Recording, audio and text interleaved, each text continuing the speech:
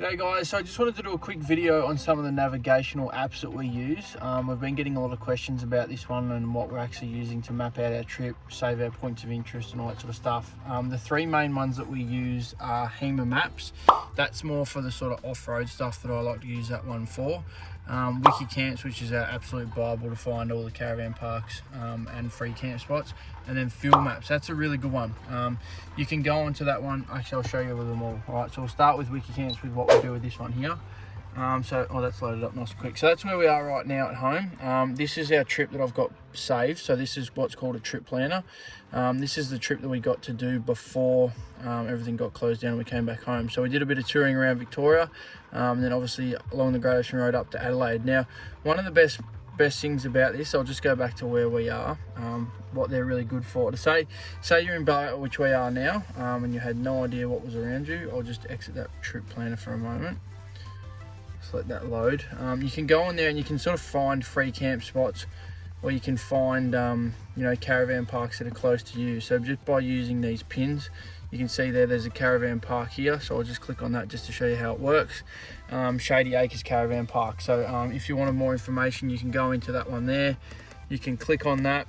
It will bring up a bit more information. It's got photos of that people may have uploaded. There might not be any in there. Oh yeah, there's a few. Just to give you an idea, details on it, what it's worth, free camping, they allow pets, all this awesome information you need to know, and then a contact number if you need to ring them to book, what the weather's going to be, all that. So it's super handy for that one as well. That's the caravan parks. So if I just get out of that one, if I can. And then the little green ones, wherever they are, I'll just zoom out and find some more. So these are all the free campsites, so the little green moons. So this is Lake Burrumbete, South Shore, which is a free camp spot. So if we were just to click on that and give you a bit of a look how that works, it's got the details there as well.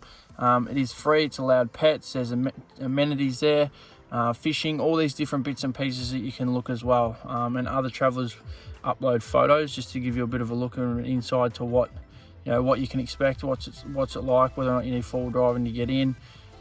So some really good info in there as well. So Wiki Camps is definitely a really good one to find camp spots of where you are for sure. I'll just go back to the other ones I was talking about. FEMA Maps is a good one for off-road. Again, they do list all the caravan parks and that as well, so that's super helpful to get into there. But just if you were to head out the bush here, it's got all the fire trails and all that sort of stuff as well, which you can follow along with. Again, like Wiki Camps, it's got free camp spots, things like that. I won't go into it too much. And the last one is the Fuel Maps. This one's really good because what it'll do is it will show you where all the petrol stations are that are close to you.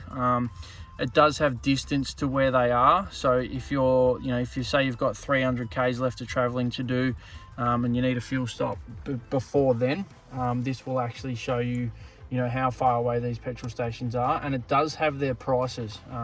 They are fairly accurate, but at the same time, sometimes we have rocked up and have been a different price. But at the end of the day, it gives you an indication of what they are. So while this loads up, I haven't been into this one for a while, because it's had its update. Well, I only updated this the other day. So you got to allow where you are.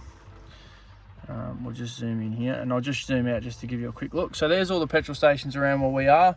At the moment, you can see there the prices. So just to give you an idea, I'm pretty sure that this is set on unleaded. I've got to change that over to diesel. This has done this since I've updated it. But yeah, it just gives you an idea of where it is, how far away it is, and like for stuff like that. Also tracks a logbook in here as well, so you can put down your kilometers per 100. You can put down how much you've spent for your trip, what date it was you filled up, all that sort of stuff as well. So it helps log your trip. So by the time you do your lap of Australia and get back, you'll know exactly how much you've spent on fuel, how many k's you've done, and all that sort of stuff as well. So that's basically the three main apps that we use, obviously on the navigational gear in the head unit.